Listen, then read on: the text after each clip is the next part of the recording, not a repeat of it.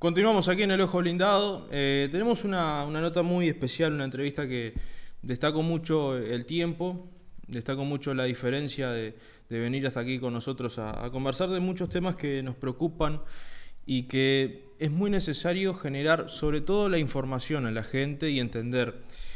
La finalidad principal de este programa siempre hemos dicho que es generar una expansión en el conocimiento, es decir, dar herramientas sobre todo para mejorar. ¿A qué me refiero con mejorar? Mejorar el sentido del enfoque de las noticias y el enfoque de la información y que eso tenga más aristas a la hora de analizar lo que pasa. Que no sea solamente lo que escuchamos o lo que incluso decimos aquí en los medios de comunicación o lo que puedan vertir en algunas declaraciones los protagonistas, sino saber el porqué de cada situación y por sobre todas las cosas cuando se trata de contextos tan particulares como el que vimos en la actualidad, donde muchos estamos bajo un manto de angustia, de incertidumbre, de montones de preocupaciones. Aquí hemos dicho hasta el cansancio, el perjuicio no solamente a nivel social que produce, el perjuicio colectivo e individual que tiene en la salud, pero no solamente en la salud física, también en la salud mental, y que también tiene unos daños económicos gigantes y que, como siempre decimos, los sectores más vulnerables son los que pagan siempre la mayor parte de cualquier crisis y eso nunca escapa obviamente a la realidad y no escapa por sobre todas las cosas al análisis que tenemos que hacer y eso es parte de la responsabilidad periodística o al menos así nosotros lo entendemos. Sin más preámbulos, recibo aquí con nosotros al presidente de Camedur, el doctor Aníbal Cataldo. Para mí es un verdadero placer tenerte por acá. Bienvenido, Aníbal. Muchas gracias, Gonzalo, por la invitación. Es para mí un gusto estar contigo y tener contacto con la teleaudiencia de ustedes y poder brindar, como tú decías, toda la información relevante que aporte a que los uruguayos y los duraznenses en este caso sorteemos esta situación tan compleja que nos ha implicado estos últimos 13 meses, que cuando uno los ve han pasado tan lento y en forma tan dramática.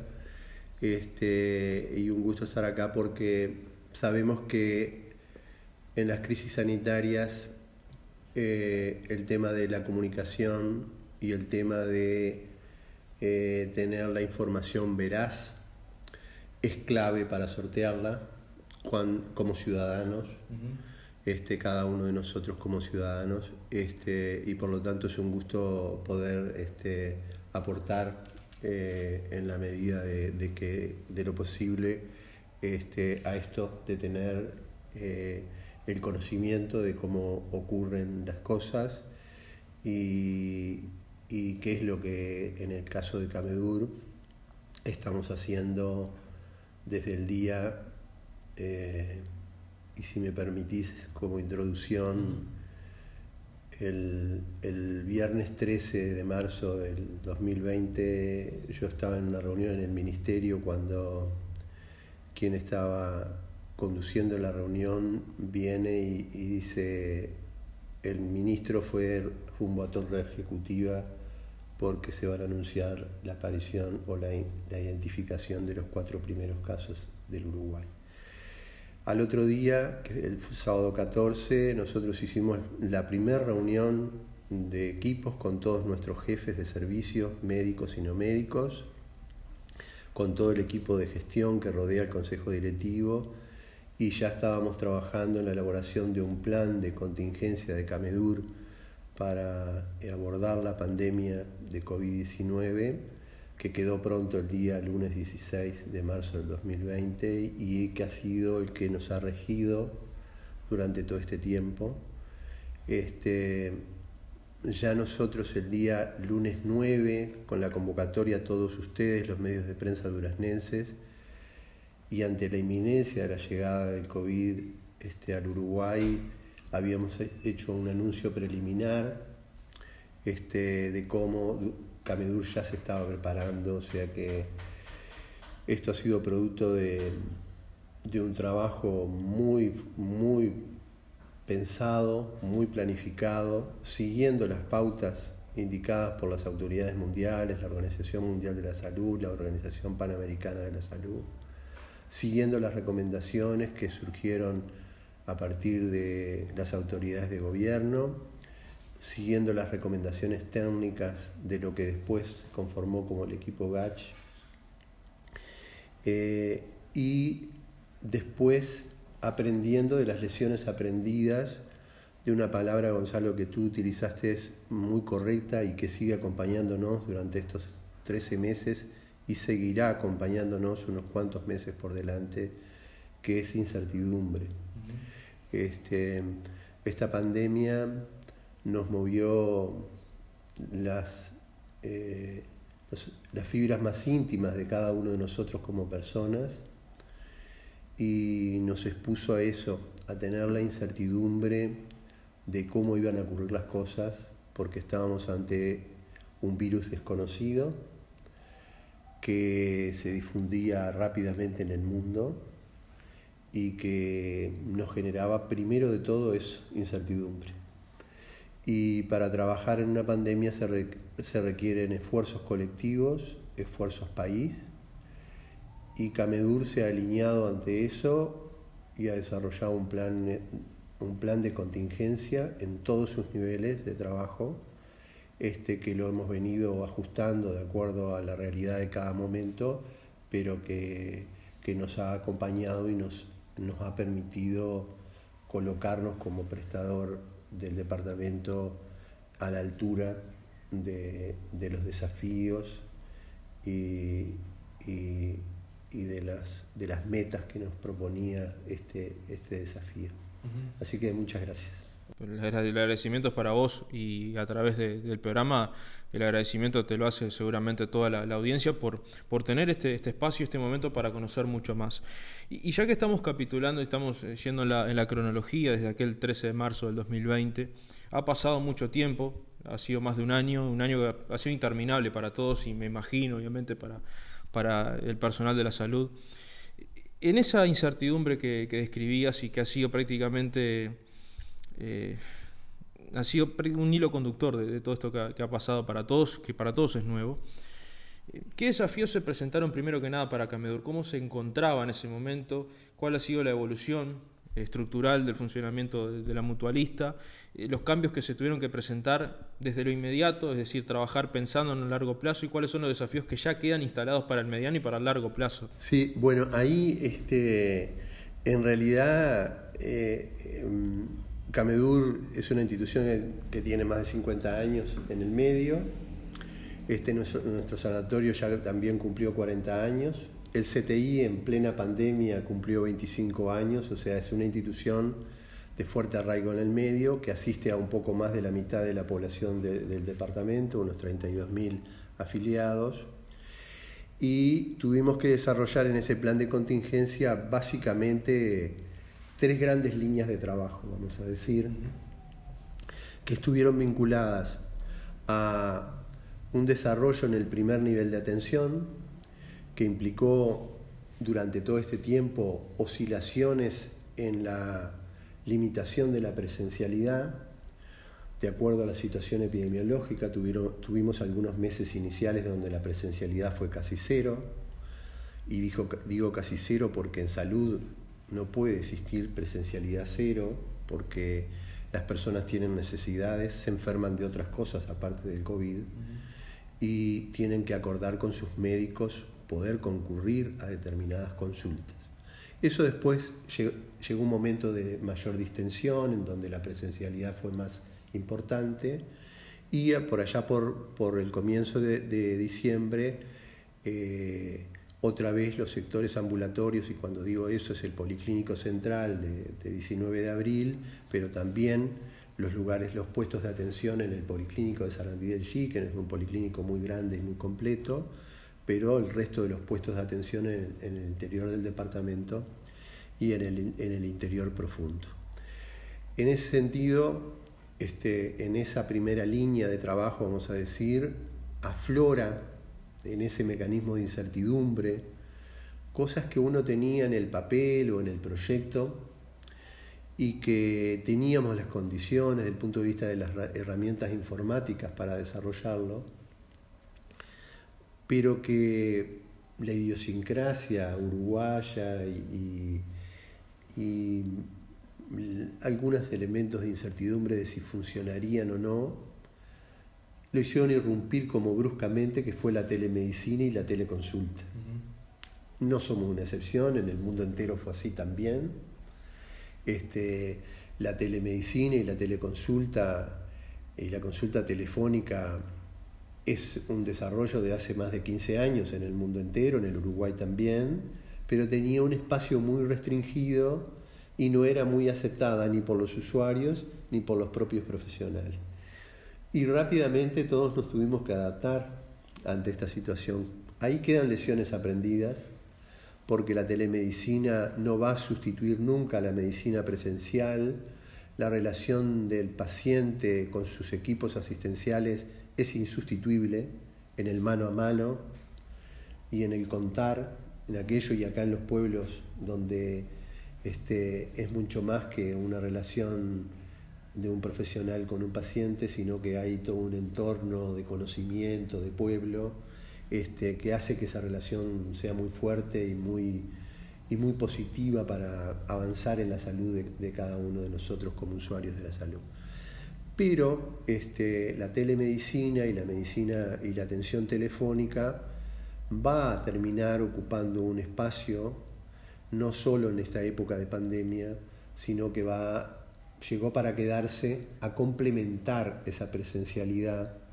Imaginémonos nosotros en una población dispersa en el interior del departamento, que de pronto tengo que venir hacia Durazno a ver un especialista, me atiende presencial, me pide una serie de exámenes y después tengo que hacer 100 kilómetros por malos caminos o con pocas frecuencias de ómnibus, o en este momento de pandemia donde tengo aforos y limitaciones en los desplazamientos, para que el médico me lea un resultado y me haga un ajuste de la medicación. Entonces la primera consulta presencial es insustituible, pero la segunda, la telemedicina, nos puede dar una ayuda hoy en pandemia, pero en el futuro seguramente también. ¿En qué áreas estaba un poco más aceptada la telemedicina? Y muy poca, vamos a decir, en el mundo. Yo recuerdo a fines de marzo del año pasado, leí un trabajo publicado en una revista auditada de mucho renombre de medicina, el New England Journal of Medicine, un trabajo de unos australianos que hacían más de 15 años que trabajaban, y ellos decían en un mes se rompieron los grandes 5 mitos de la telemedicina, de aquello que no sirve para nada, que me lleva más tiempo, que los pacientes no lo aceptan, una serie de mitos que es difícil. Todos esos mitos se rompieron rápidamente porque la condición nos llevó. Entonces tenía muy poco espacio, un espacio muy reducido. En la experiencia internacional, fundamentalmente en los países nórdicos de Europa, en donde las barreras de montañas y de condiciones climáticas hacen que los desplazamientos sean complejos, tenían algunos papeles, pero en el Uruguay tenían casi un papel insignificante. Eso va a venir para quedarse. Eso, vamos a decir, fue esa línea de trabajo en el primer nivel de atención, en el nivel ambulatorio. Se trabajó fuertemente. ¿En qué estamos hoy? En eso sigue vigente. Nosotros tenemos presencialidad reducida por un decreto del 16 de febrero de este año del Ministerio de Salud Pública, que establece presencialidad para pediatría, medicina general y ginecobstetricia hasta 3 pacientes por hora. El resto tiene que ser por consulta telefónica o telemedicina. Y el resto de las especialidades están restringidas en su presencialidad. El nivel ambulatorio también hoy aparece con una nueva figura en Camedur, que no estaba en aquel primer plan de contingencia, pero que hoy adquiere relevancia, que es un equipo de profesionales médicos que hacen el seguimiento de los casos positivos por vía telefónica. Ese equipo también Está compuesto no solo por esos profesionales que son, vamos a decir, la cara visible, que son los que toman contacto con los pacientes, sino por un equipo de enfermeros, de gente de registros médicos, de licenciados de enfermería, que elaboran día a día, muy temprano en la mañana, la estrategia de comunicación con esas personas que son positivas y están en su casa, y que en esa consulta telefónica van a tener una cantidad de preguntas para hacer, no es una consulta corta, por dudas, muchas dudas que tienen las personas, con apoyo psicológico, incluso en la propia llamada, porque la persona tiene un alto grado de ansiedad. Como nos pasa a todos, pensé que a mí no me iba a pasar, y bueno, todo eso este equipo lo está haciendo de muy buena forma. El segundo línea estratégica que tuvo un fuerte desarrollo desde el principio fue la atención en la emergencia, que tenía como dos patas, vamos a decir. Una que era en la propia emergencia sanatorial, pero una que cobró relevancia rápido y que después se fue consolidando, y que también quizás hay una parte de margen que va a quedar, que vino para quedarse también, que fue el call center de COVID-19. Camedur instaló 2 teléfonos con líneas atendidas por médicos, 2 teléfonos celulares, uno para adultos y uno para pediatría, que hicieron que las personas que tenían síntomas con sospecha de COVID tuvieran un contacto profesional allí y definieran y acordaran con el profesional la estrategia a seguir y no concurrieran a la emergencia, porque generarían un bloqueo con el riesgo de contagio de los equipos de salud. Eso está vigente, funciona y funciona, es muy utilizado por nuestros usuarios, tiene una alta valoración, hemos hecho encuestas incluso de satisfacción, tiene una alta valoración por los usuarios. A eso se suma todo lo que son los dispositivos domiciliarios de atención, que tuvieron que ser reforzados o reformulados. Está la internación domiciliaria, está el equipo de seguimiento domiciliario que nosotros llamamos EDOCAM, está todo el equipo de curaciones, está todo el equipo de cuidados paliativos y está todo el equipo de enfermería de radio, que ha tenido un trabajo titánico en estos meses. Y por último, la tercera línea de trabajo que en ese momento se desarrolló y tuvo un despliegue que aún está vigente también y que hoy está tensionado cuando lo miramos a nivel nacional, pero también cuando lo miramos a nivel departamental, que es todo lo que tiene que ver con lo sanatorial.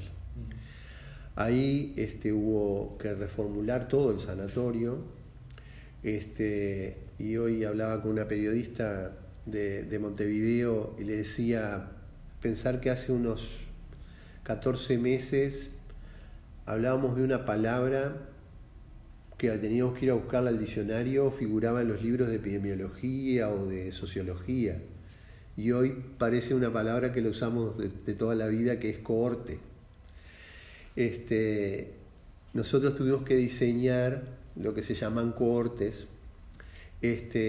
para ubicar a aquellos pacientes sospechosos de COVID o que ya tenían la confirmación de COVID, para separarlos, o sea, que en el sanatorio funcionan casi como 3 sanatorios, en donde hay un área en donde están los pacientes que es confirmado que no tienen la enfermedad COVID y que están por otras enfermedades asistiéndose, aquellos pacientes que tienen sospecha de COVID y están a la espera de un resultado de un hisopado y están en otro sector, y aquellos pacientes que están confirmados como COVID y están en la cohorte COVID recibiendo su asistencia. Esos son lo que se llama cuidados moderados o salas comunes. Y después nuestro CTI, que vuelvo a contar porque tuvimos que hacer un festejo casi como íntimo, en octubre del año pasado cumplió 25 años. El CTI también tuvo que elaborar una corte. Nuestro CTI es un CTI polivalente que tiene 4 camas de cuidados intensivos y 6 camas de cuidado intermedio. Tuvimos que hacer una transformación y hoy tenemos un CTI que tiene 4 camas de cohorte para pacientes COVID y 6 camas para el CTI polivalente para asistir los pacientes críticos que tienen otras patologías.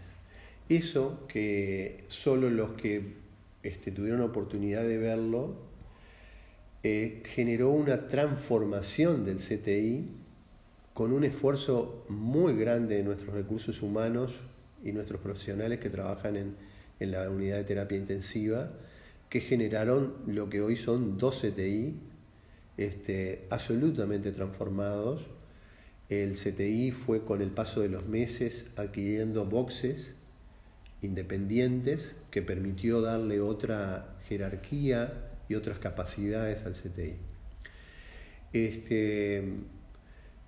Esa, vamos a decir, es la tercera línea. Capaz que en el correr de la entrevista podemos ir desarrollando algunos elementos de detalle de esto, porque vamos a decir, hoy el recurso de camas de medicina intensiva está muy tensionado en el país.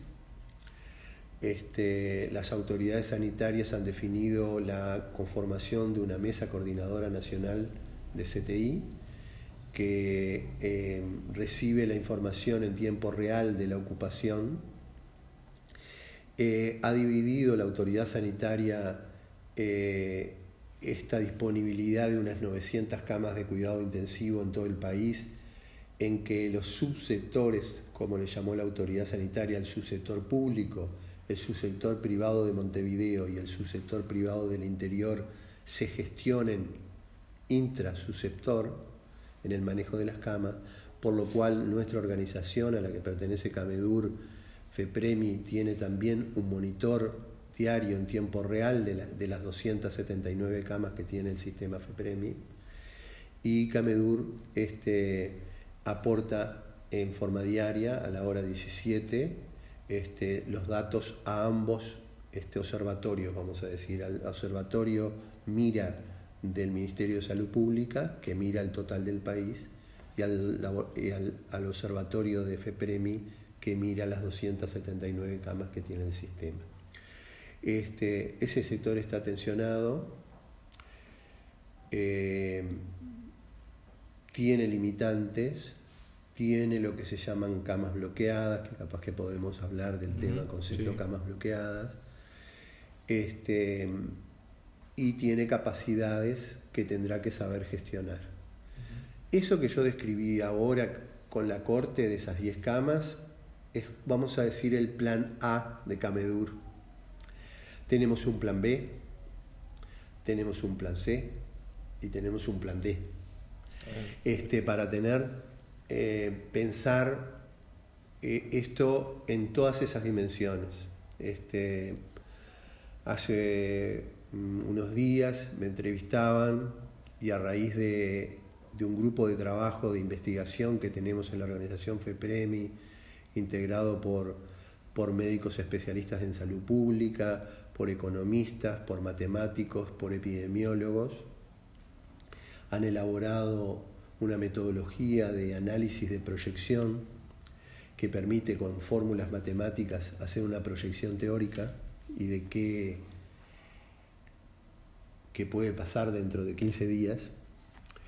En base a ese trabajo, nosotros preveemos que nuestra capacidad en este plan AB, vamos a decir, podría verse tensionada en su máxima expresión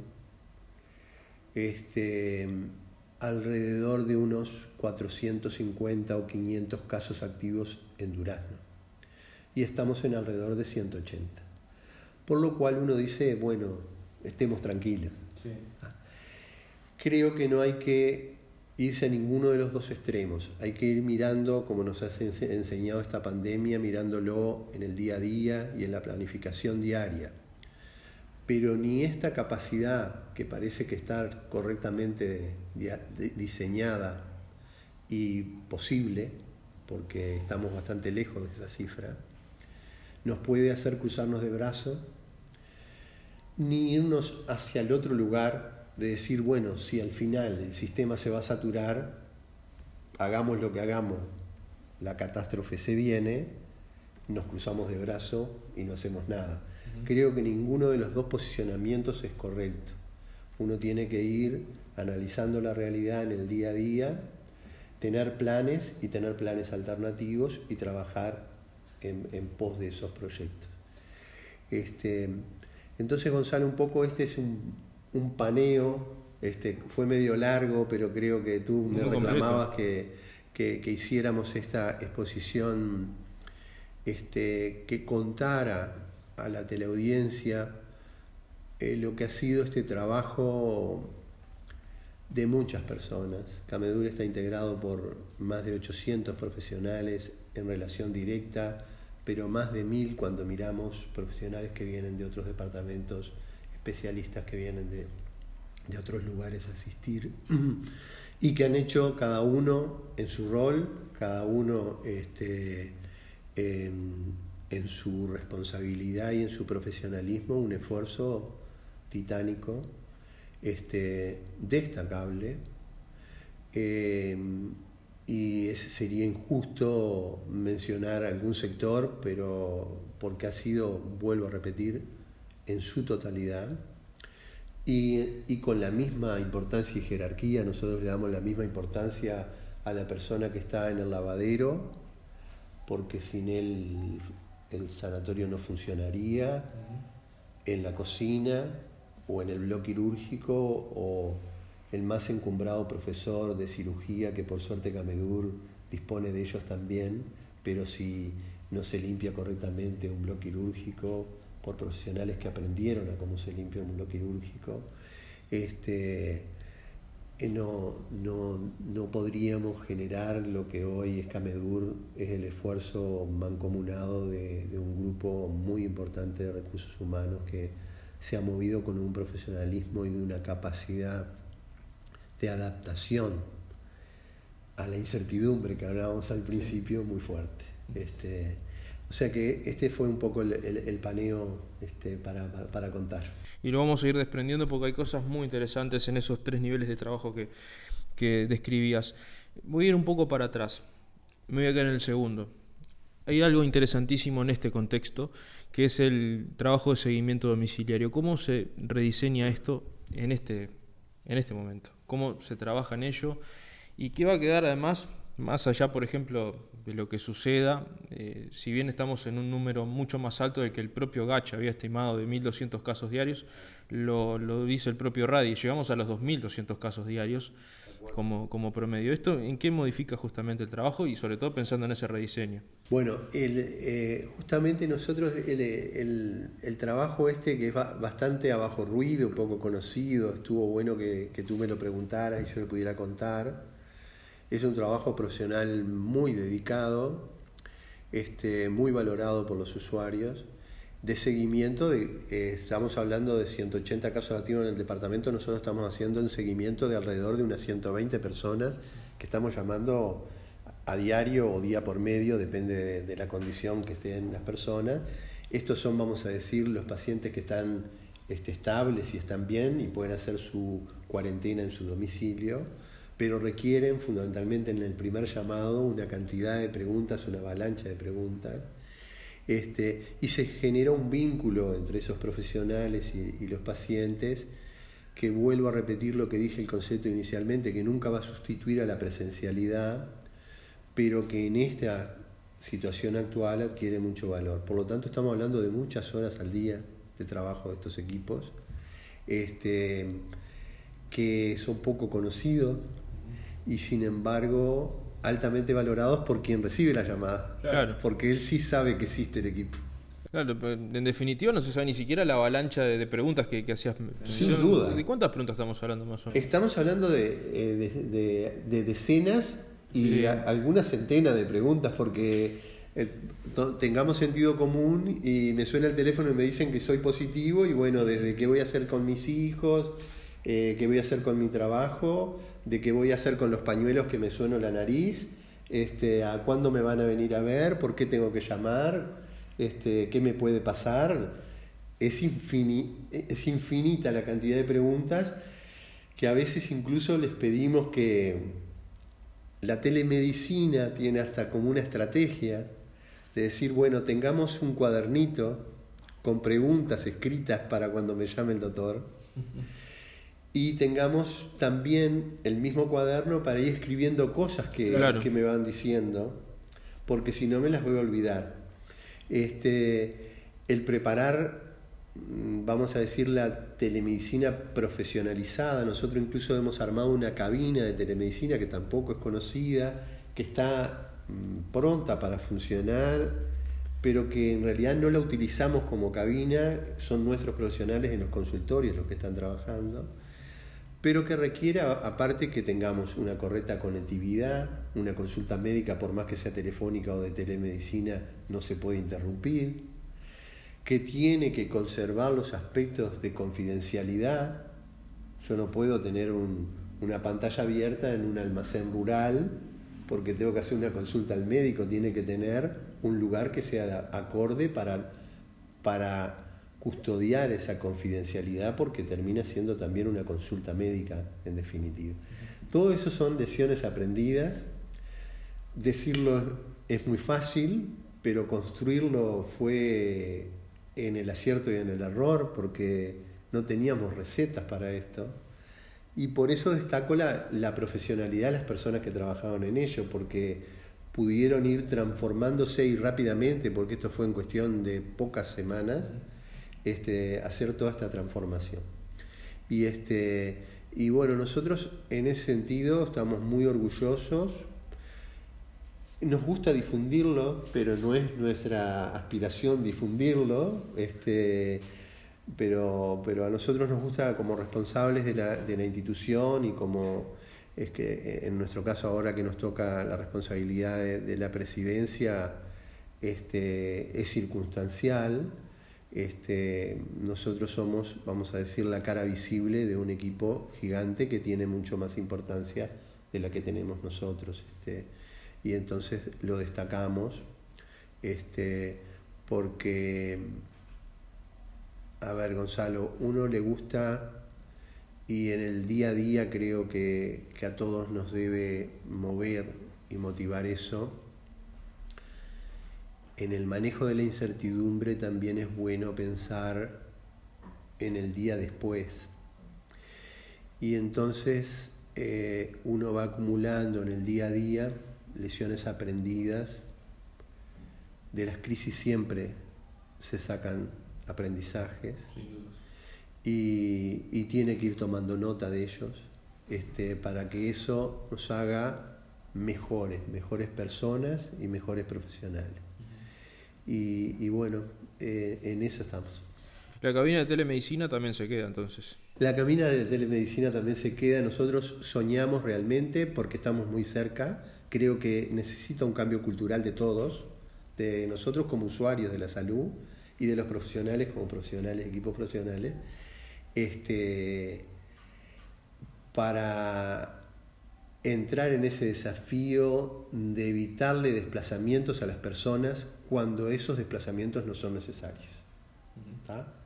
Yo no puedo desplazarme 100 kilómetros y perderme un día de trabajo o de estar en mi casa, para que alguien me repita una receta o me pida un estudio. Sí me tengo que desplazar, aunque sea bajo lluvia y con tapabocas en un ómnibus incómodo, si necesito que el médico me toque la panza o me oculte los pulmones. Ahora, esto, por ejemplo, requiere de una sofisticación, una jerarquización en el área presupuestal. En este sentido, ¿cómo está Camedur? Bien, bueno, Camedur, el sistema entero tiene los balances publicados. O sea, en la página web del Ministerio están publicados los balances de las 42 prestadores, porque es una norma que así lo establece y lo obliga. Del punto de vista de la salud económica de la institución, Camedur es una institución que está saneada, que sus estados de resultados reflejados en los balances de los últimos años han sido positivos, con oscilaciones, sí, es cierto. Nosotros tuvimos algunos momentos de caída del número de afiliados, porque el principal sustento económico que tienen los prestadores de salud es las cuotas salud que nos transfiere el Fondo Nacional de Salud de aquellas personas que nos eligen. Por eso nosotros queremos ser cada día mejores para que las personas nos elijan. Esa oscilación en los usuarios que en algún momento tuvimos por coyunturas, no hubo apertura de corralito, había afiliaciones de oficio, había caída del empleo y nosotros recibimos la cobertura de salud por el empleo formal, y eso en algunos momentos generó determinados deterioros que hubo que generar correcciones, pero los cierres económicos de Camedur han sido positivos. Cuando miramos el conjunto de los 42 prestadores, Camedur está ubicado en un lugar privilegiado como resultados, de acuerdo a la dimensión que tiene. No estamos hablando de instituciones que tienen cientos de miles de afiliados como las instituciones capitalinas, pero adecuado a nuestra dimensión, los resultados económicos han sido correctos. Ya que mencionás lo económico, Gonzalo, me gustaría plantear que, como todo prestador del sistema, una de las exigencias que tiene para ser prestador del sistema cualquier mutualista es que no tiene fines de lucro. Camedur tiene en su misión fundacional generar una salud de la mejor calidad posible para sus afiliados y asegurar la fuente de trabajo para sus trabajadores médicos y no médicos. Esa es la misión que está escrita históricamente, y para cumplir esa misión tiene que tener ingresos, pero los resultados económicos positivos Camedur siempre los ha volcado en desarrollo, y porque la medicina moderna requiere de desarrollos, y en ese sentido podemos hablar de desarrollos como fue el desarrollo de la torre del sanatorio, con un bloque quirúrgico de última generación, con 2 salas, con un centro de materiales de primer nivel, con dos pisos de internación, que uno vamos a estar poniendo en funcionamiento, y esto es medio casi como primicia, a pesar que lo hemos dicho en algún otro medio, a la brevedad vamos a estar poniendo en funcionamiento el segundo piso con 18 nuevas camas. ¿Hay plazos para eso? Sí, estamos en el fin de obra, y recibiendo, con esto de la pandemia hemos tenido algún atraso en el recibir alguna parte de equipamiento, pero casi lo tenemos todo, o sea que lo vamos a poder hacer funcionar. Desarrollo que ha implicado las nuevas obras edilicias que se inauguraron el año pasado, en octubre del año pasado, con la presencia del ministro y otras autoridades, en la ampliación del policlínico, con los salones multiuso, el área de pediatría absolutamente renovada. Desarrollo que pasa por el proyecto de resonador nuclear magnético. Camedur tiene un proyecto asociativo con otras 3 instituciones integrantes de FEPREMI, COMTA, COMEFLO y COMEF, junto a Camedur. Han presentado formalmente ante las autoridades del Ministerio la autorización para un servicio de medicina nuclear magnética que va a tener independencia, o sea, va a estar conexo con el sanatorio, pero va a tener una estructura funcional propia por la calle Rivera, y tener un resonador a disposición de todo el centro del país. Cuando uno mira el país y la resonancia nuclear magnética, hay un gran agujero negro en el centro del país, disponible para 4 departamentos. Nos va a permitir dar un salto muy importante. Sí, estamos hablando de una novedad importante. Sí, este es un desarrollo que nosotros aspiramos, y todo se cumple bien. estar terminando este año o comienzos del año que viene con este resonador funcionando. Y va a evitar desplazamientos, largos desplazamientos, generalmente a la capital del país o al área metropolitana, de muchos pacientes, de una técnica que cada vez se utiliza más. Desarrollo que motivó que en febrero de este año tuviéramos también a disposición del centro del país un laboratorio de biología molecular que permitió mejorar la respuesta, que coincidió con que el desarrollo de la pandemia saturara a todos los laboratorios, y hay que decirlo, y también al nuestro lo saturó, pero si no lo hubiéramos tenido, hubiéramos estado en situación aún peor, porque hubiéramos tenido que recurrir a laboratorios montevideanos que estaban absolutamente desbordados de test COVID.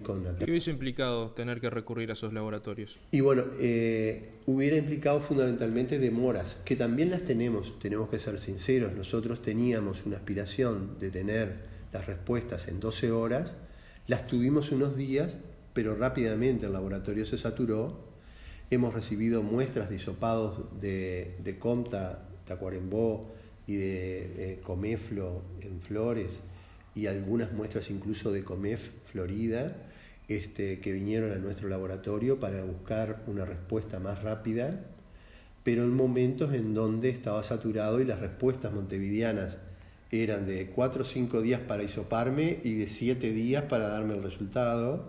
Y bueno, nosotros llegamos a tener plazos de 72 horas, que fueron largos, no eran los que aspirábamos nosotros. Hoy la situación, por un cambio de estrategia en el hisopado, hace que la capacidad de nuestro laboratorio, como la habíamos pensado, va a dar respuesta a las necesidades reales que vamos a tener. Este funcionamiento del sanatorio, ahora volviendo a los niveles de trabajo, ¿se ha puesto una fecha tentativa, vamos a decir, de que se podría retomar gradualmente la vieja normalidad en el mes de septiembre, si funciona como se espera el plan de vacunación? Esto no modifica de todas maneras el funcionamiento del sanatorio, esto va a seguir, ¿no? Y sobre todo me baso en algo, Aníbal. Y yo escuchaba a Radi hace unos días, y él hablaba de los famosos 1000 kilómetros de frontera seca con Brasil. Brasil es el país que más genera en todo el planeta, más posibilidades de hacer circular los virus. Y eso obviamente va a generar una repercusión enorme en nuestro país. Entonces quiere decir que también es un desafío más allá de que la vieja normalidad pueda regresar en algún momento. Bien, a ver, muy buena la observación y aparte la información, Gonzalo, porque es cierto, hay aspiraciones de que nosotros podamos tener cierta normalidad en septiembre. Así las autoridades del ministerio se lo han propuesto como desafío. Y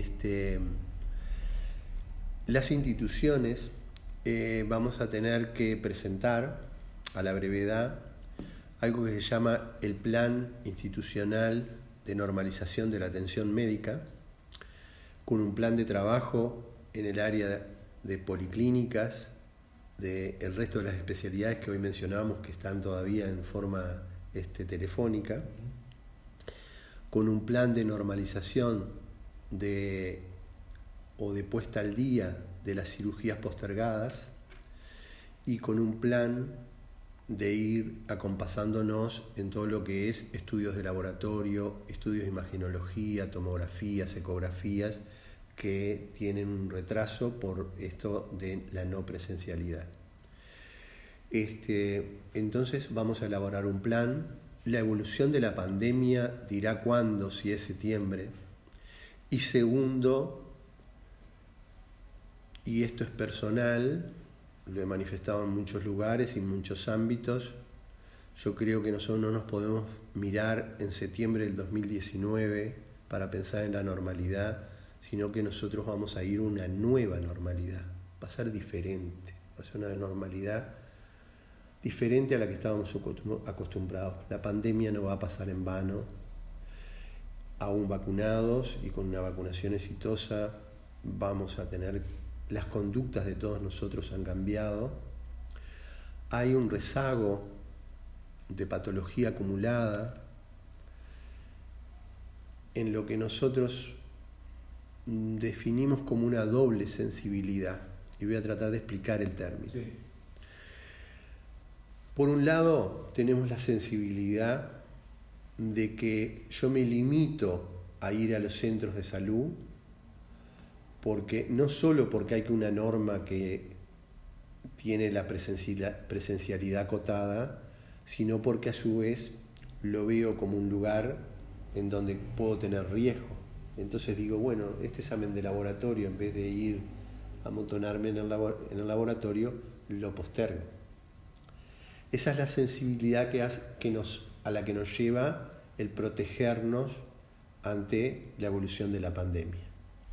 Pero tengo una segunda sensibilidad, es que yo me puedo enfermar de otras cosas, o tengo otra enfermedad ya, y mi enfermedad se puede descompensar, necesita controles, y entonces hay personas que dicen, tengo riesgos, pero no me siento bien y estoy dispuesto a correr esos riesgos. ¿Ah? Entonces, dar respuesta a esa doble sensibilidad es un desafío para el sistema, y para nosotros como integrantes del sistema y como prestadores del sistema también es un desafío. Por lo tanto, nosotros vamos a tener que trabajar, parece redundante, con mucha sensibilidad para estas dos sensibilidades. Y yo diría que sería muy ambicioso pensar en normalidad, y esto nosotros le hicimos llegar a las autoridades del país, una propuesta de trabajo. Cuando digo nosotros, participando como Camedur en FEPREMI, y FEPREMI participando en la coordinadora de prestadores del sistema, o coordinadora de mutualistas, que nosotros creemos que para pensar en planificar normalidad precisamos dos hitos claves. Uno es que el 100% del personal de la salud esté inmunizado. ¿Ah? Estamos muy cerca de eso. ¿Qué quiere decir inmunizado? Que reciba las 2 dosis y que pasen 15 días posterior a la segunda dosis para que yo tenga las defensas armadas. Eso va a ocurrir alrededor del 20 de abril o a fines de abril, en donde el 100% de los trabajadores de la salud van a estar inmunizados. Por lo tanto, vamos a poder trabajar sin dejar de usar equipos de protección personal, pero en condiciones más seguras, evitando el riesgo de que un brote dentro del personal de salud nos inhabilite determinados servicios muy sensibles, como puede ser un CTI o un bloque quirúrgico o un servicio de emergencia. Pero también es necesario que se dé un segundo hito, que por lo menos el 50% de la población del país, de todos los ciudadanos, estén inmunizados. Quiere decir que hayan recibido las dosis de vacuna que le corresponden y haya transcurrido el tiempo necesario para que tengan las defensas armadas. Con un 50% de población inmunizada, nosotros estamos en condiciones de empezar a pensar una nueva normalidad. Y eso va a ocurrir nunca antes, más allá de que nosotros creemos que venimos con un ritmo de vacunación muy positivo, y uno siempre mira el medio vaso lleno y el medio vaso vacío. Miremos el medio vaso lleno, venimos a un ritmo muy bueno y con una predisposición, sé que me vas a preguntar después del vacunatorio de Camedur, sí, pero con una disposición a vacunar de la gente a muy buen ritmo, pero aún adquiriendo este ritmo que veníamos adquiriendo, no vamos a pensar de terminar la campaña de inmunización por mediados de julio. Por lo tanto, estamos hablando de inmunización, de empezar a pensar, de normalizar algunas cosas alrededor del mes de agosto, nunca antes de eso, de empezar a pensar en la normalización. Por lo tanto, creo que a tu pregunta de septiembre, ¿cómo lo veíamos? Lo vemos ambicioso, esperamos que sea así, tenemos la obligación, porque nos lo pide la autoridad sanitaria, de presentar un plan de vuelta a la normalidad de la atención médica, pero si algo hemos aprendido en la pandemia es tratar de no mirar muy lejos, porque si miramos muy lejos nos podemos comer lo que va a pasar dentro de 10 días. Entonces hay que ir mirando en proyecciones cortas, 1 semana o 2 semanas, y ahí ir avanzando, sin dejar de tener un horizonte que nos permita tener una estrategia. Pero bueno, nosotros confiamos y por eso trabajamos desde el 13 de marzo, en que como país, como humanidad, porque esto es una pandemia porque afecta a todo el mundo, como departamento, nos imaginamos el después y trabajamos para que nuestra institución, en nuestra humilde aporte, le pueda brindar eso que está en nuestra misión, unos servicios de salud de la mejor calidad posible a nuestros afiliados, para lo cual trabajamos en el día a día. Vamos a meternos en dos cosas. Voy a hacer 2 preguntas acá. Segunda quincena de abril, allí estaría, como decías, inoculado el 100% al personal de la salud. Más allá de las demoras que hubo, todo lo conocido en el proceso de la llegada de las dosis, ¿se llega finalmente a tiempo para lograr esa inmunización del personal de la salud? Y lo segundo, tiene que ver con esta respuesta de la gente a la vacunación. Yo recuerdo que nosotros habíamos tratado periodísticamente un informe de índice de percepción ciudadana que mostraba niveles altísimos de no estar dispuestos a vacunarse. Y estamos hablando del mes de febrero, fue hace muy poco. ¿Qué tuvo que haber cambiado en ese tiempo para que la gente radicalmente diera ese giro? Sí, muy buena la observación.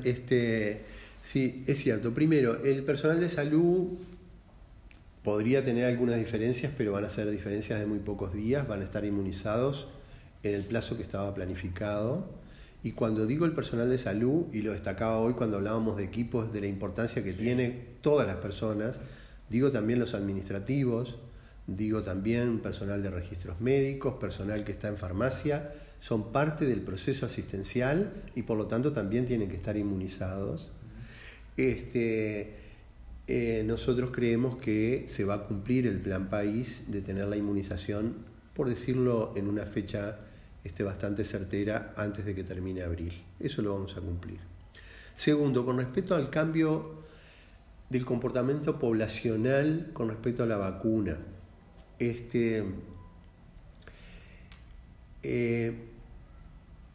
Yo arranqué la entrevista tuya, Gonzalo, hablando de un elemento clave que es la comunicación. Sí. En las pandemias y en toda crisis sanitaria o de otro tipo, porque pueden ser crisis no sanitarias, la comunicación correcta es fundamental. Y yo creo que si no está en el primer renglón, tiene que estar en el segundo. Porque lo que ha ocurrido en este cambio de comportamiento es que se generaron muchos mitos, se generaron una cantidad de visualizaciones de que, y es real, hay como una guerra comercial que es real, era esperable. Acá detrás de las vacunas hay mucho dinero,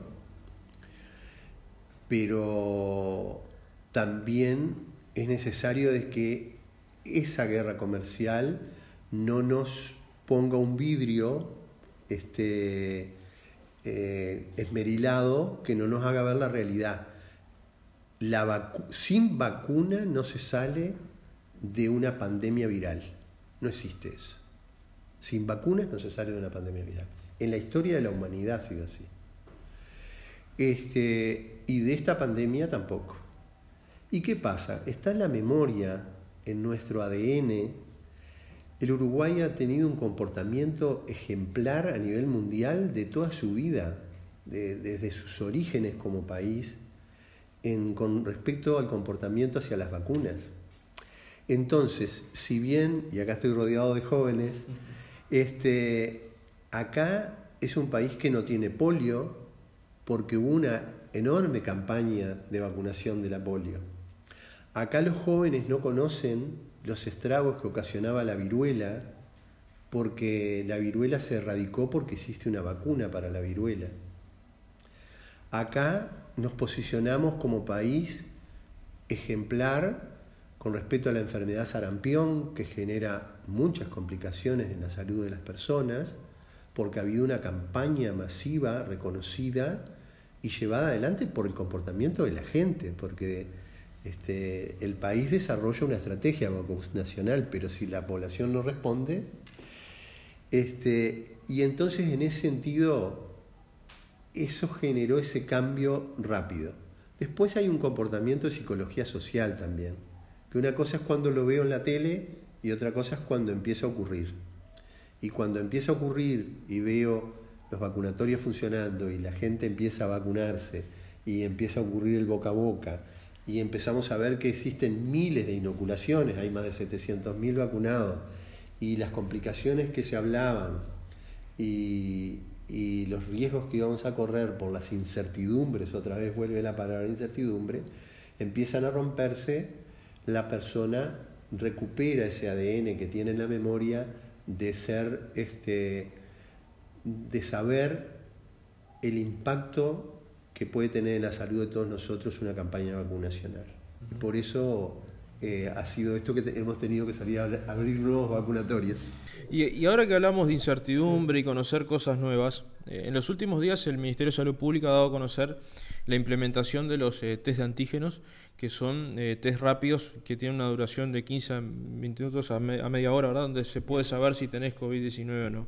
Esto también es otro desafío que se presenta para que la gente también tenga la certeza del funcionamiento de ello, porque se ha dicho en algún lugar de que no tienen la misma seguridad del test ya conocido. Bien, buena pregunta. Sí, es cierto, esto es bien reciente, esto está muy fresquito. Hay también un decreto firmado por el propio presidente de la República, donde incorpora el test de antígeno, test rápido que se llama, de diagnóstico de COVID, a el esquema de trabajo para el seguimiento epidemiológico y la detección rápida en esto que se llama el testeo masivo, que fueron en realidad los coreanos los primeros que desarrollaron esta estrategia de testeo masivo, tratando de anticiparnos a los casos. El test de antígeno es un test muy certero, pero cuando se le hace la correcta indicación. La persona tiene que tener síntomas, tiene que llevar 2 a 5 días de síntomas. En ese caso, cuando es positivo, tiene la absoluta certeza, como el PCR, de que la persona es positiva para COVID-19. El 20%, eso ocurre en el 80% de las personas. El 20% restante, si tiene síntomas y fue negativo, debería hacerse un test de PCR. El test de PCR sigue siendo, este es un término técnico, el gold standard, o sea, la prueba madre para el diagnóstico de COVID-19, y lo seguirá siendo, el test de referencia. El test de antígenos ocupa un espacio y el PCR está llamado a ocupar un espacio diferente. Los dos son eficaces. Tiene la ventaja de la velocidad, ¿sí? En 15 minutos está el resultado. Voy a aclarar una cosa de pueblo. Sí. 15 minutos es desde el momento que yo empiezo a correr el test. El test, para decirlo popularmente, es como si fuera un test de embarazo. Sí. Es un plastiquito en donde yo pongo la muestra del hisopado con un proceso previo, y corre, si tiene una rayita es negativo y si tiene 2 rayitas es positivo. ¿Qué pasa? Esos 15 minutos es desde el momento que yo pongo a correr el test, no desde el momento que me hisopé. Entonces puede ocurrir que la persona se hisope, se lleve al laboratorio, se procese y se demore. Como dicen, me dijeron que demora 15 minutos y ya se me han pasado 6 horas, 8 horas y todavía no me han dado el resultado. Puede pasar, porque hay un lapso que va desde que me obtuvieron la muestra hasta que se empieza a correr el test. ¿Ah? Eso es bueno aclararlo, pero a la pregunta inicial tuya, los test de antígenos ocupan un espacio muy importante porque rápidamente permite identificar positivos y de esa forma cuarentenar a las personas y evitar que siga contagiando. Ahora sí me voy a meter en el tema vacunatorio de Camedur. No, voy a ir antes a otra cosa. CTI, nos quedaba eso pendiente. Nivel de ocupación en este momento en Camedur, el funcionamiento obviamente del mismo, y me gustaría meternos ahora justamente en algo que planteabas hace un rato. Concepto de camas bloqueadas. Ahí está. Bien, el CTI nuestro, como decía, tiene 10 camas, 4 son de la cohorte COVID y 6 del polivalente. Hoy, al día de hoy, están de las 4 camas COVID, hay una sola ocupada por un paciente COVID, y en el polivalente de las 6 camas hay 2 ocupadas. Quiere decir que la ocupación nuestra tiene margen, pero con las salvedades que hicimos, estas situaciones pueden cambiar rápidamente. ¿A qué llamamos cama bloqueada? Por eso aparece de pronto, dicen, hay tantas camas, pero vos decís, pero ¿cómo cambió la cantidad de camas? Porque hay camas bloqueadas. La principal razón por la cual puede haber una cama bloqueada es porque tengamos una unidad de las que se llaman abiertas. Yo decía recién que nosotros tenemos boxes, pero la mayoría de los CTI tienen salas abiertas.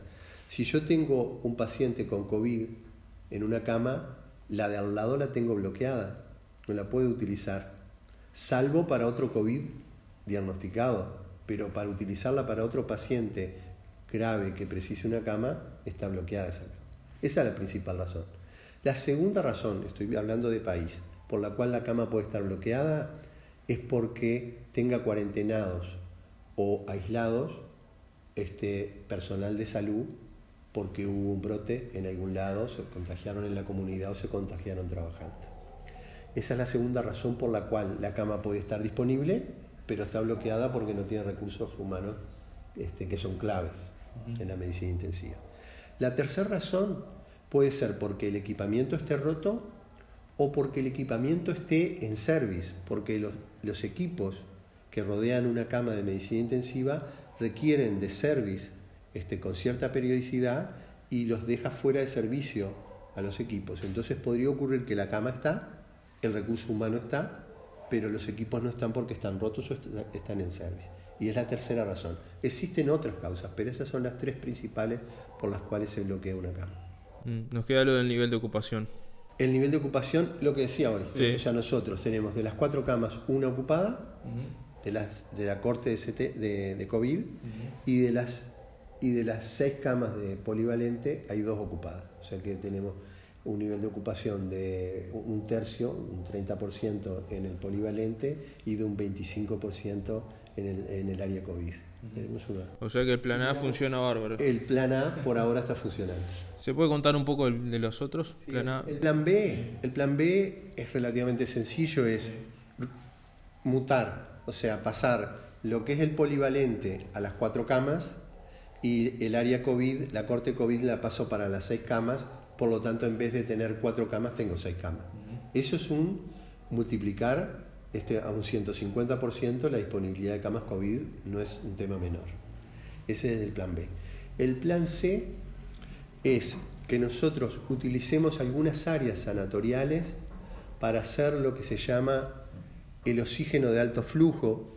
Así como hemos aprendido a hablar de la cohorte, hoy ya la gente sabe que es oxígeno de alto flujo, a pesar de que seguramente técnicamente no conoce cómo funciona, pero esas técnicas de oxígeno de alto flujo nosotros hemos capacitado a otros colegas no intensivistas que nos podrían dar, bajo la supervisión de un intensivista, otras áreas en donde nosotros podríamos hacer esta técnica que es muy eficaz en determinados pacientes COVID.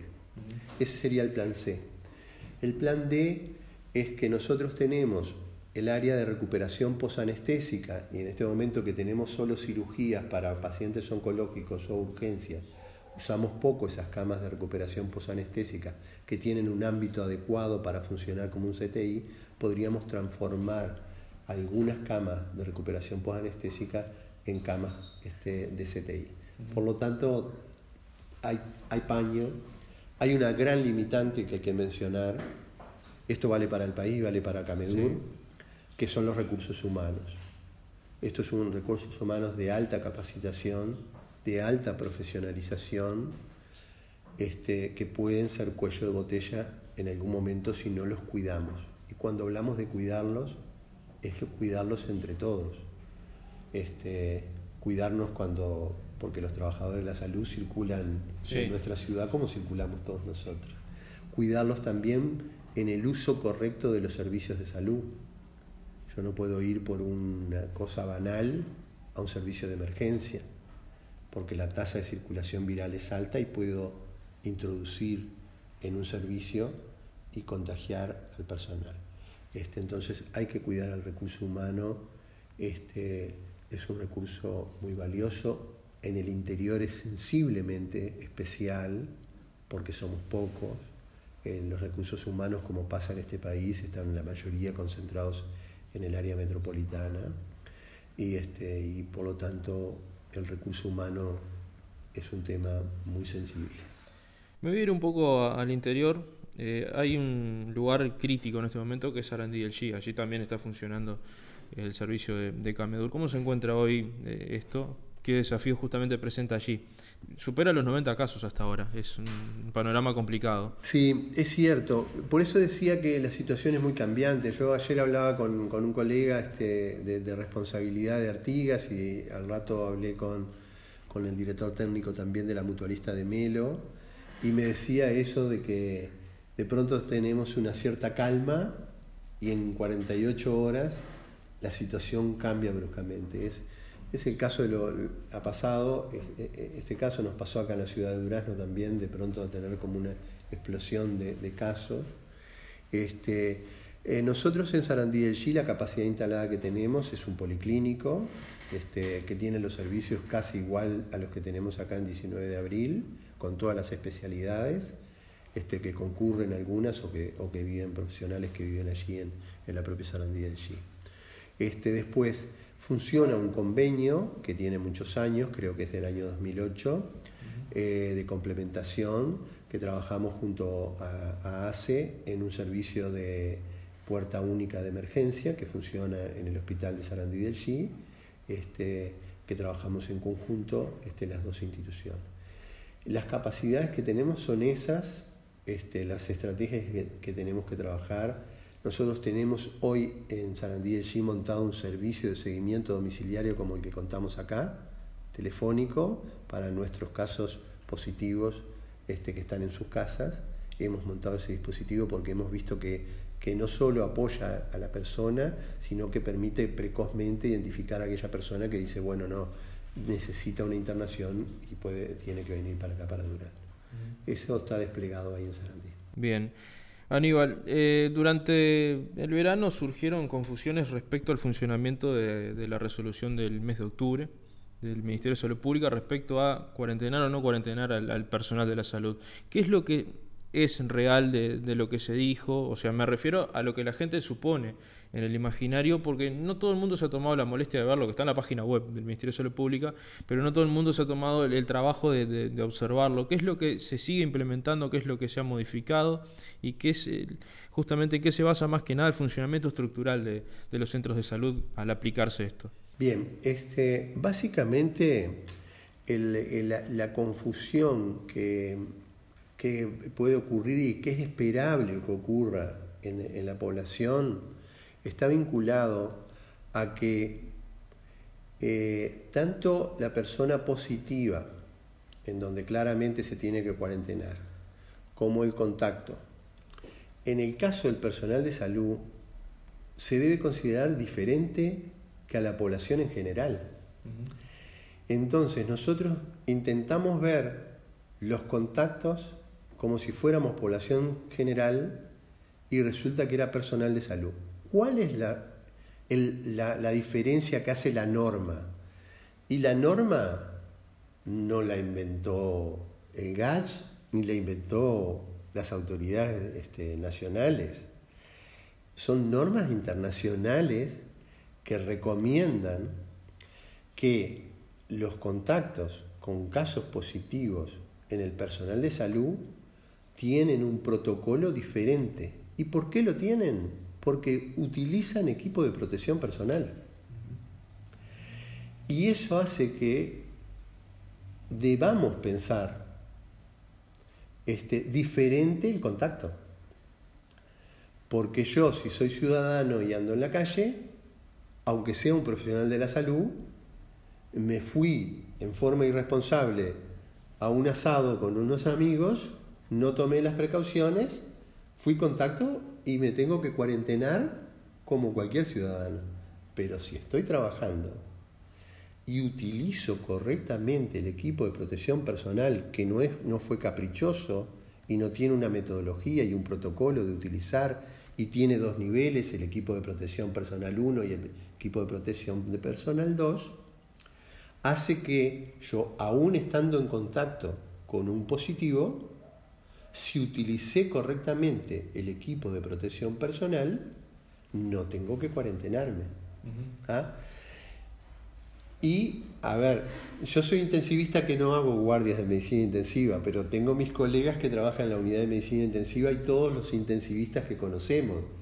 Todos los días están en contacto con positivos y no se cuarentenan, porque entonces no tendríamos, no podrían atender las personas. ¿Por qué? Porque usan el equipo de protección personal en el nivel adecuado al lugar de trabajo. El equipo de protección personal en un lugar básico es tapabocas, lavado de manos, en algunos lugares sobre túnica, en algunos lugares de trabajo están indicados los guantes, y si yo lo utilicé correctamente, ahora, si como nos pasó, el propio personal dice, no, ustedes saben que yo tengo dudas, porque cuando me lo fui a sacar creo que me toqué donde no debía tocar, no cumplí el protocolo para sacármelo, tengo dudas, lo aíslo. Pero si yo tengo la certeza de que la persona utilizó correctamente el equipo de protección personal en contacto con un positivo, no se debe aislar. Eso dice la norma. Lo decía ya una publicación del 17 de marzo, creo no equivocarme la fecha, del año 2020, en un protocolo inicial que elaboró la autoridad sanitaria, pero en la normativa que apareció en el mes de octubre lo decía explícitamente y fue reafirmada por una nueva normativa que después apareció el día 7 de diciembre del 2020 que hace énfasis en esto. Uh-huh. Y la experiencia nos muestra, voy a contar el caso de algunas compañeras de trabajo heroicas, que son las hisopadoras. Las compañeras de trabajo que hisopan, que en Camedur llevan más de 5.000 hisopos realizados entre solo 4 personas, han hecho el hisopado de los positivos que conocemos del departamento. Y ellas nunca adquirieron la enfermedad. ¿Por qué? Porque usaron correctamente. Si no, nosotros todos los días tendríamos que usar un hisopador, una persona que hisope diferente, porque le avisan, mirá que el que hisopaste ayer fue positivo, andate para tu casa, pongo otro hisopador. No, la persona usó correctamente el equipo de protección personal y de hecho, después de 5.000 hisopos, no se han contagiado. Y cuando nos ha tocado trabajar en las cohortes, nuestro personal no se ha contagiado. Y tuvimos un brote en la interna, que fue muy conocido en enero. Sí. Nosotros tuvimos un brote. Ahora, el cual termina con la conferencia. De la intervención del equipo técnico, en donde vino la jefa de epidemiología del ministerio, del departamento de epidemiología del ministerio, y recibimos una fiscalización por el departamento de fiscalización, encontró que nuestro personal se ajustaba absolutamente a protocolo y las fallas que hubieron para que aparecieran algunos brotes estuvieron vinculados a bajar la guardia en la utilización del equipo de protección personal en el momento del descanso o en el momento que voy al vestuario a cambiarme y me voy para mi casa, pero no en el momento que estaba trabajando, y fueron las observaciones que recibimos. Por lo tanto, el uso responsable del equipo de protección personal con el personal entrenado. Nosotros hicimos cientos de simulacros, vimos videos y le hicimos hacer los simulacros con el control de otra persona. Poníamos 2 enfermeras a ayudarla a la que venía con el equipo de protección personal a sacárselo en forma correcta mientras hizo el aprendizaje para evitar que cometiera errores, justamente para que, asistiendo a pacientes positivos, no me tenga que aislar. Eso básicamente responde, Gonzalo, a esa pregunta que tú hacías de la interpretación de la norma, en donde no se puede considerar al personal de salud trabajando con su equipo de protección personal correcto de la misma forma que nos consideramos cualquiera de nosotros como ciudadanos. Entonces, el decir que las personas estaban trabajando cuando fueron en contacto con un positivo, y sí estaban trabajando. Sí estaban trabajando, pero estaban trabajando con el equipo que correspondía y que el protocolo establecía. Y si teníamos duda, a la menor duda, aislado. O de pronto decía una persona, yo cometí el error de entrar al área de la corte introspectivamente y no me puse el equipo, aislado. Clarísimo, clarísimo. Situación del hogar de ancianos.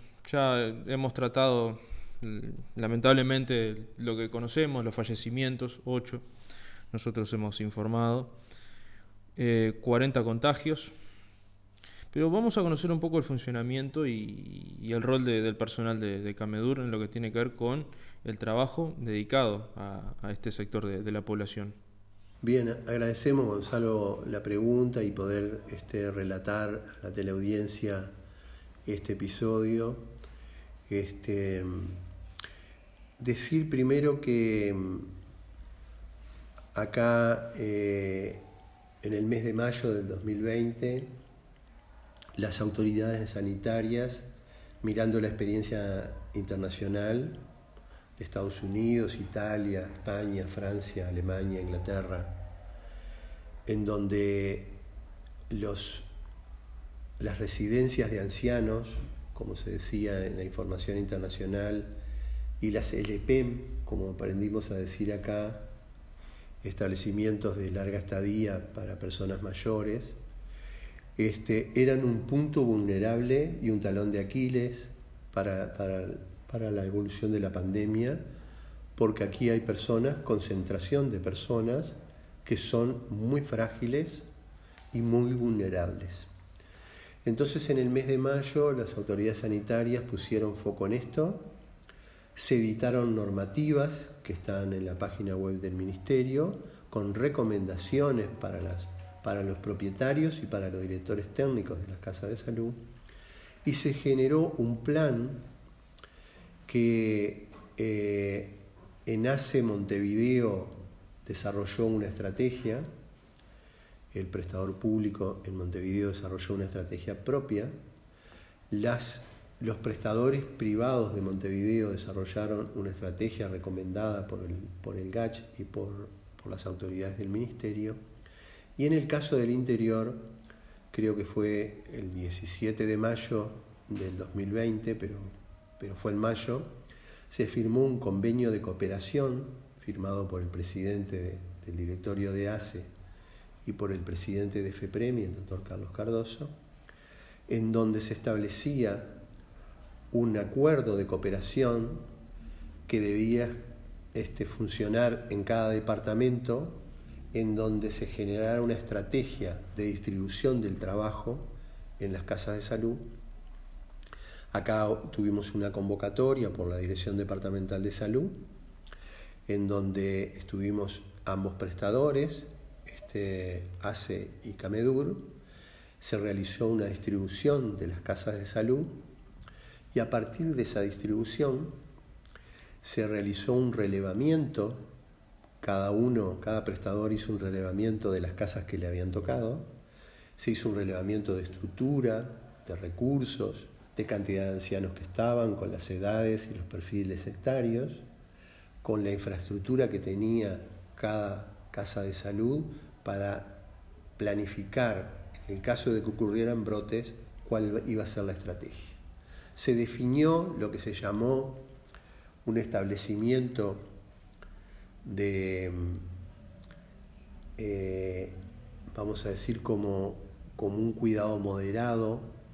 Nosotros le llamamos establecimiento de baja complejidad, para si las condiciones de la casa de salud no permitía generar una corte en forma segura para que los ancianos que estaban allí pudieran superar ese brote, nos desplazábamos hacia lo que conocemos como Casa de los Deportes, cedido por la Intendencia Municipal, en donde desarrollamos allí una estrategia de cohorte con un sector para los positivos y un sector para los negativos, con toda una estrategia de circulación de la comida, de los equipos de protección personal, de los residuos. Hicimos simulacros entre ambos prestadores con la colaboración de las emergencias móviles para ver si eso funcionaba. Y cuando empezaron a ocurrir los brotes, en diciembre fue el primer brote, a Camedur le tocó actuar en el primer brote, después ACE trabajó en el segundo brote y surge el 17 de marzo un caso en el hogar de ancianos, que es el LPEM más grande del departamento y que estaba asignado Camedur para la cobertura asistencial del brote. Y quiero ser muy preciso en los términos. El convenio de cooperación establece que la responsabilidad del prestador de salud es la cobertura asistencial del brote, no es el control de la LPEM o de la Casa de Salud. Surge un primer caso, el caso índice que nosotros hemos identificado con la División de Epidemiología del Ministerio. Es una anciana que tiene un quebranto de salud que no tiene nada que ver con sintomatología COVID ni nada. Fue un problema cardiovascular que tuvo, que vino a consulta en nuestra emergencia y ahí se le hace un testeo de rutina y dio positivo. Y ahí hicimos el día 24, 7 días después, como establece la norma, un testeo masivo, un mapeo que se llama, o sea, testeamos a los 42 ancianos y a los 16 funcionarios para hacer un diagnóstico de situación ante que nos encontrábamos. Y allí aparecieron una serie de personas nuevos positivos, algunos con síntomas y algunos que estaban sin síntomas.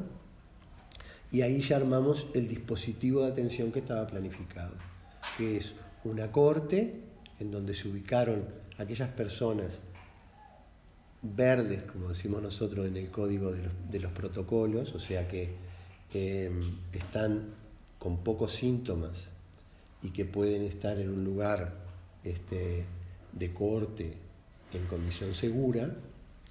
Hacia allí armamos un dispositivo con personal de enfermería, con licenciadas de enfermería, con auxiliares de servicio y con otros grupos de apoyo para asistir a esos pacientes de la cohorte, y con un trabajo coordinado con la dirección técnica del hogar de ancianos, que ha sido muy positivo, un trabajo muy mancomunado, de trabajar en conjunto, de coordinación, de esfuerzos conjuntos, porque el hogar se quedó casi sin funcionarios porque fueron todos positivos, y los 42 internados o 42 ancianos que estaban allí terminaron siendo positivos los 42. Se desarrolló esta estrategia de intervención asistencial en donde Camedur, vuelvo a repetir, puso ese recurso humano, puso un médico que, trabajando en conjunto con la directora técnica del hogar de ancianos, hacían el relevamiento del estado de salud de los ancianos allí alojados. Se hacía un informe a los familiares con todas las dificultades que tienen, porque aquí hay que identificar que estos ancianos requieren de dos cosas: de atención sanitaria, pero de cuidados básicos, porque son pacientes frágiles y muy dependientes. El bañarse, el rotar en la cama, el levantarse, el acompañarlo al baño, el ayudarlo a comer, son todos elementos de cuidado que el personal de una LPEM está capacitado para eso, pero no está capacitado para los cuidados sanitarios. Y la inversa también, como decíamos un día con la directora técnica. El personal sanitario está acostumbrado al trabajo por los quebrantos de salud, pero menos para los cuidados. Entonces tuvimos que hacer un trabajo mancomunado, de mucho esfuerzo, muy loable y muy destacable, que generó la situación de hoy, la foto de hoy. ¿Cuál es, Gonzalo? Hoy, martes 6 de marzo, tenemos, hubo 8 fallecimientos, hay 7 personas internadas en sala común, vamos a decir, no hay ninguna de ellas en CTI, 3 están en sala común en la cohorte de Camedur y 4 están en la cohorte del Hospital Durazno, y hay 27 ancianos que están en el hogar, muchos de ellos ya cumpliendo sus 2 semanas de evolución de la enfermedad, por lo tanto están comenzando a estar de alta y entonces pasando a otros sectores del propio hogar. También los trabajadores que estuvieron cuarentenados porque fueron positivos, están algunos de ellos cumpliendo sus 2 semanas, por lo tanto ya empiezan a estar de alta y vuelven a reintegrarse al trabajo porque hubo un esfuerzo también del propio hogar de contratar personas que nos ayudaran al cuidado de estos pacientes. ¿Ah? Entonces creemos que se hizo un trabajo siguiendo los protocolos. Todavía no hemos hecho el cierre del brote. El cierre del brote se hace a los 21 días de ese mapeo del 24, por lo tanto el cierre del brote lo estaríamos haciendo alrededor del martes de la semana próxima. Con el resultado de estos lamentables fallecimientos, pero con un trabajo muy, muy destacable de los 2 sectores, vamos a decir, de lo que le tocó a Camedur, como le había tocado en este convenio de cooperación, y como le tocó a la dirección técnica del hogar, a la comisión administradora del hogar, de cumplir el papel que ellos era intransferible y que lo cumplieron de buena forma. Decir que este trabajo nos lo permitió hacerlo de esa forma por las bondades de la planta física, porque si bien es una vieja planta, que ustedes son muy jóvenes, pero es una vieja planta del viejo Hospital Pensa, es una planta muy amplia, muy iluminada, muy ventilada, que tiene muchos espacios, por lo tanto permitió el trabajo cómodo, estableciendo cohortes, estableciendo lugares seguros para el trabajo con los ancianos, que otras casas de salud no nos permiten eso y nos llevan a el traslado hacia la Casa de los Deportes con todas las connotaciones que para un anciano tiene desarraigarlo de su lugar. ¿Ah? Ese es un aspecto también muy importante, más allá del cuidado sanitario y de los cuidados que prescinden de las personas, los aspectos afectivos, los aspectos psicológicos de estas personas que empiezan a verse desarraigados de sus lugares. Venimos de un largo aliento para estos ancianos, pero también para sus familias, de verlos poco y de verlos con contactos de no buena calidad, porque a veces son visuales o a través de un vidrio. Todas esas complejidades hay que tener en cuenta para trabajar con el máximo esfuerzo, con saber que estábamos con riesgo de fracaso en muchas cosas, eso hay que tenerlo presente también. Y nosotros consideramos cada muerte como un fracaso, pero sabíamos que era parte de estas reglas de juego que tocaban, y con resultados que, por suerte, vuelvo a decir, ya algunos ancianos están terminando su evolución, están volviendo a un lugar, por decirlo, más normal. Todavía no podemos considerar cerrado el brote, esa es la recomendación de epidemiología, tenemos que esperar una semana todavía pero creemos que la peor parte ya la pasamos. Vacunatorio de Camedur. Bien, vacunatorio. En realidad decir, los otros días cuando se puso en funcionamiento, ayer, pero el lunes hacíamos como una puesta a punto del vacunatorio, decíamos, es para nosotros, si bien el otro lo compartimos con otros actores de la sociedad y con otras instituciones en un trabajo espectacular que se está haciendo en el centro vacunatorio de la lucha antituberculosa acá en la calle 18 de Julio. Para nosotros ese es nuestro primer vacunatorio porque ahí tenemos recursos humanos, hemos puesto recursos materiales, el área protegida la establece la emergencia de Camedur, por lo tanto nos sentimos parte de ese vacunatorio que lo compartimos con otros actores y en un esfuerzo mancomunado muy destacable. Lo mismo pasa en el centro vacunatorio de Sarandí del G, que lo compartimos también con ACE. Pero en la evolución de la avidez por la vacunación, la necesidad de generar otras bocas de lugares para vacunar, ante un requerimiento que nos hizo personalmente a FEPREMI el propio ministro de Salud Pública, si teníamos posibilidad y quisiéramos un relevamiento en las instituciones de FEPREMI, si teníamos posibilidades, nosotros rápidamente respondimos, sí tenemos y sí queremos, queremos aportar a esta campaña de vacunación porque la creemos imprescindible.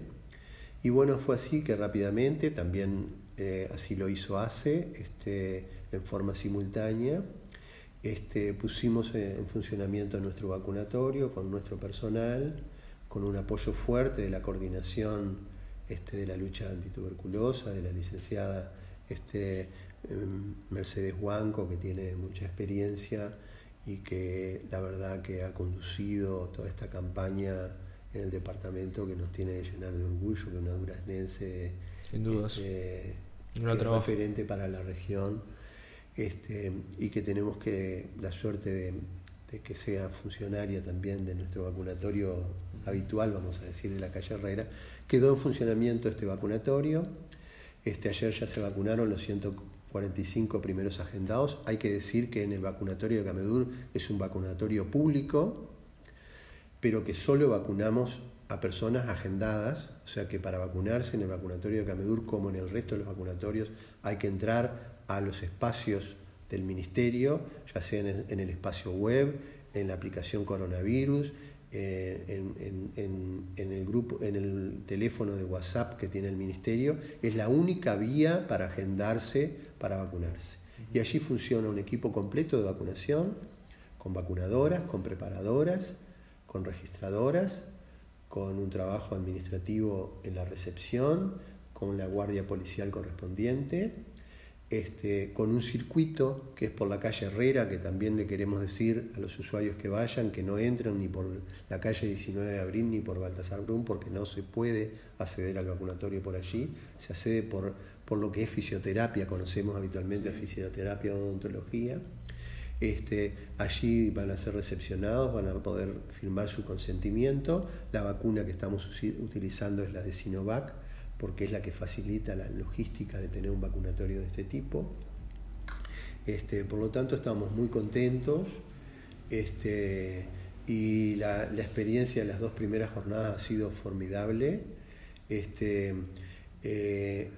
Nosotros pensamos que incluso podemos hasta mejorar un poco nuestra capacidad de poder vacunar más personas.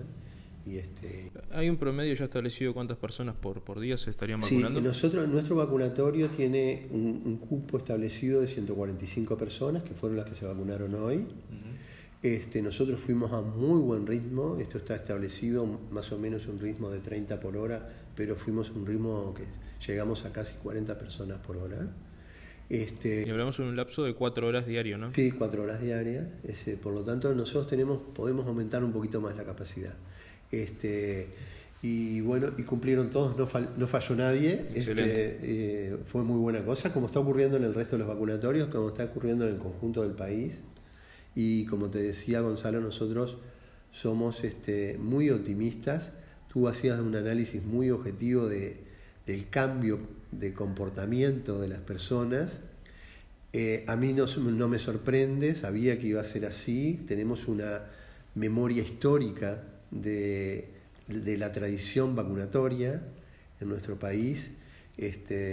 Ustedes son muy jóvenes, pero yo repetí algunas, pero recuerdo también de mi infancia una campaña de vacunación masiva para la meningitis, para un tipo de meningitis, que había largas colas. Me acuerdo que en Casa de Cultura, allí al lado de la iglesia San Pedro, había largas colas de todos nosotros para vacunarnos contra la meningitis, y lo hicimos de muy buena forma, y no va a ser la excepción de los uruguayos que demos la nota como la damos en el fútbol, vacunándonos de muy buena forma.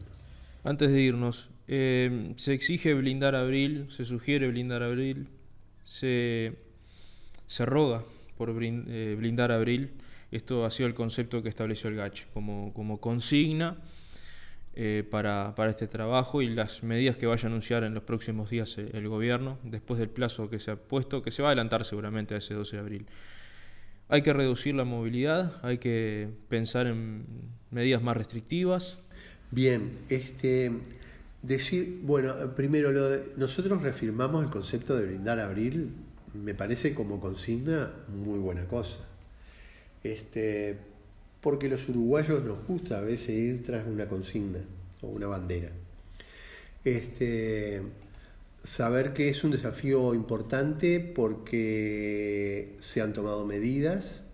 Las medidas, como siempre decimos, en esto de la pandemia hay que hacer proyecciones cortas. Las medidas se ven más o menos a los 15 días para definir si son suficientes o no. Creemos nosotros que algunos elementos que tienen que ver, más allá de que los centros educativos no son centros principales de contagio,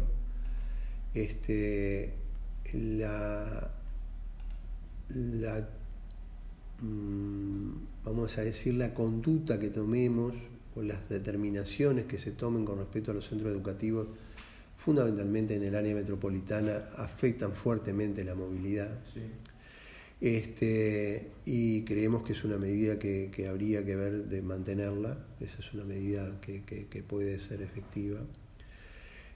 Con respecto a medidas coercitivas de afectación de la movilidad, bueno, hay una decisión del gobierno de no ir por ese camino. Creo que nunca hay que decir de esta agua no he de beber, porque vamos a decir, si nos miramos en los espejos, que hay que mirar las experiencias. Yo creo que la experiencia chilena, con una vacunación de un ritmo muy alto, impresionante, en el 5º puesto en el mundo, sin embargo está viviendo unas olas por no limitación de la movilidad, que lo ha obligado a medidas que dijo que no iba a tomar, las tuvo que terminar tomando. Entonces es muy difícil dar una receta. Lo de las perillas es tomable. Creo que el presidente generó esto gráficamente, y uno le parece que las perillas se pueden mover y generar algunos elementos que mitiguen esto de estar tan cerca, porque creo que una de las cosas que nos pasó es que coincidir la peor ola con el comienzo de la vacunación. Creo que fue una combinación no buena, que no nos permite ver todavía el final del túnel, y que va a haber que estar atento para la toma de medidas. Nosotros creemos que todavía nos queda un aliento medio largo, no es solo blindar Abril. Creo que Radi largó esta consigna que nosotros reafirmamos y creemos que también es así, porque diríamos, sería más corto el aliento si nosotros pudiéramos brindar con los comportamientos. Los comportamientos, es cierto que la exhortación a veces, si no hay medidas coercitivas, nos ha pasado con otras cosas, el cinturón de seguridad Sí. Hasta que no hubo medida coercitiva, hubo gente que no pasó lo adoptó, con el casco. Con el casco o con otras cosas. O con el alcohol. Como con el alcohol. Los uruguayos somos en ese sentido rebeldes y nos gustaría que fuéramos rebeldes contra el virus. Y bueno, deberemos estar atentos a eso. Nosotros, como prestador de salud, decimos algo. Podemos coincidir plenamente, parcialmente, o no coincidir con medidas. Lo que sí está demostrado ante una crisis, y más a una crisis sanitaria, y más a una crisis sanitaria generada por una pandemia, generada por un virus, es que las conductas tienen que estar alineadas detrás de una política. Si esas conductas no están alineadas detrás de una política, las posibilidades de fracaso son altas.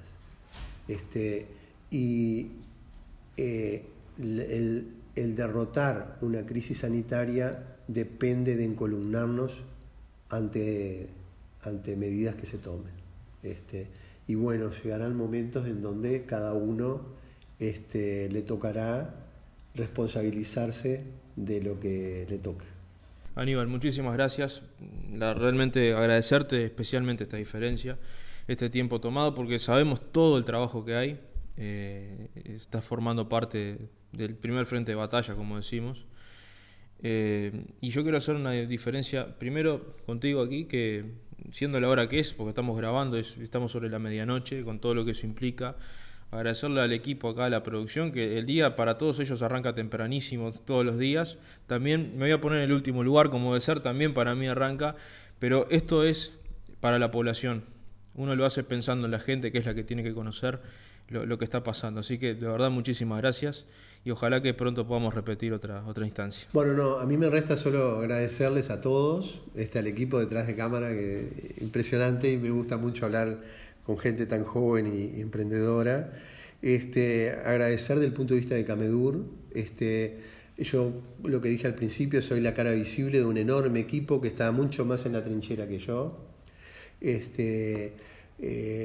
Me ha tocado sí el rol de tratar de comunicar desde Camedur y bueno, dirigirme a la población a pedir que nos cuidemos, que nos vacunemos, que pongamos este esfuerzo optimista, vamos a decir, hacia adelante, y van a encontrar en la institución Camedur